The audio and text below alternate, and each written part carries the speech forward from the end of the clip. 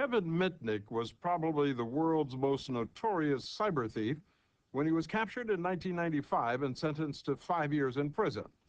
Over a 13-year period, Mitnick broke into the computer systems of more than 35 major international corporations and other organizations, exploits that made him the FBI's most wanted computer criminal. When we first sat down with Mitnick in January of 2000, just before his release from federal prison, he told us that he saw himself not as a devious criminal, but more like a merry prankster. I saw myself as an electronic joyrider having a great time on the information superhighway.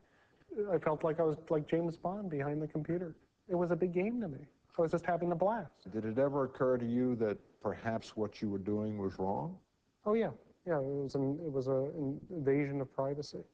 You know, going and getting access to other people's information is obviously a gross invasion of privacy, and it is wrong. And that didn't bother you? At the time I was doing it, no. What Mitnick was doing was breaking through the highly sophisticated computer defense systems that companies use to protect their trade secrets, which he repeatedly stole. His list of victims reads like a who's who of big business. They include Motorola, Sun Microsystems, Nokia, and software maker Novell. All told, the companies estimate Mitnick cost them $300 million in damages. I believed I caused some damage, but nowhere near that number.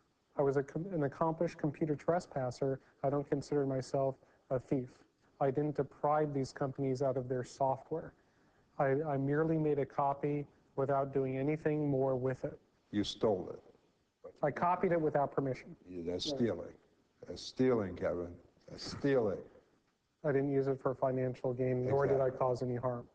Beyond his skills as a computer hacker, what also made Kevin Mitnick so effective, according to the FBI, was his phenomenal ability to obtain confidential information from corporations by phoning unsuspecting employees and simply asking them for it. It's known as social engineering. How would you describe social engineering? Well, basically lying on the phone, manipulating or conning information out of people over the telephone. So you were a good con man? Yeah, I was successful. Mitnick was hacking and conning his way into corporate computer systems 10 to 12 hours a day. And while he held down legitimate jobs working with computers, he says hacking was like an addiction, which eventually became the most important thing in his life. At one point, Kevin, you got married, right? Yeah, in 1987. Didn't work? Well, no. I mean, initially it was great. You know, I loved her very much. But you know, what really broke up the marriage was I kept going back to my hacking, and it became a higher priority. By the age of 25, Kevin Mitnick had been arrested 3 times for computer fraud. In 1989, he spent a year in jail. He was then placed on probation and ordered to receive counseling. He attended a 12-step program for his apparent addiction to hacking. It didn't work. He continued hacking. A warrant for his arrest was issued, and he became a fugitive, the FBI's most wanted cyber criminal.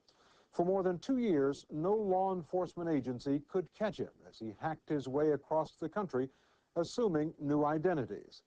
But eventually, the FBI was able to track him down.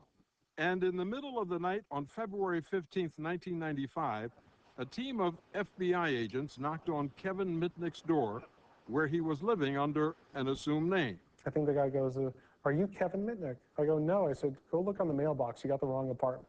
And then he brings out this wanted poster of Kevin Mitnick, right? And he's like, he goes, "Well, isn't this you?" And what am I going to say? Yeah? You know? I'm going, well, I said, the nose looks a little bit the same, but everything else, it's definitely not me. And I handed back the poster. He goes, "Well, tell you what we're going to do. We want to take you down to the FBI and fingerprint you and determine whether you're Mitnick or not." I said, "Great. What time do you want me to show up in the morning?" And they go, "No, we want to take you now." So the social engineering skills hit a brick wall right there. Oh, absolutely. So where's a good place to stand? Soon after we spoke to him in January of 2000, Mitnick walked out of jail a free man after having served almost 5 years. Right over here? Okay. But the government wasn't finished with him yet. We'll tell you more about that when our update continues. Tonight's update is sponsored by Zelnorm. Ask your doctor about Zelnorm.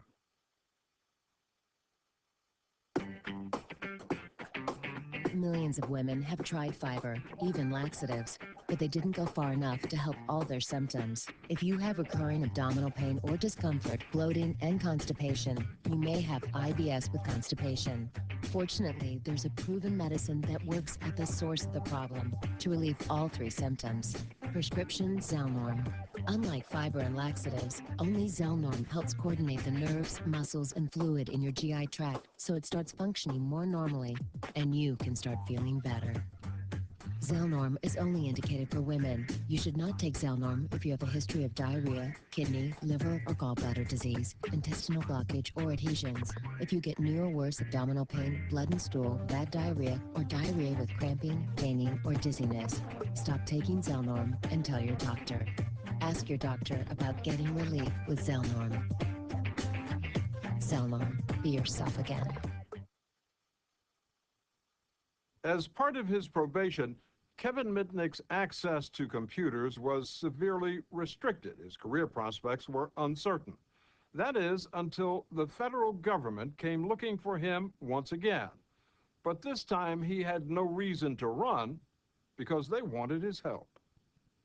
My name is Kevin Mitnick. I appear before you today. I was released from custody January of 2000. Just a few months later, I was invited to testify before Congress. What you're telling us is that all of our systems are vulnerable, both government and private. Absolutely. And after that, a lot of businesses, I guess from seeing me on C-SPAN, were interested in having me speak about security.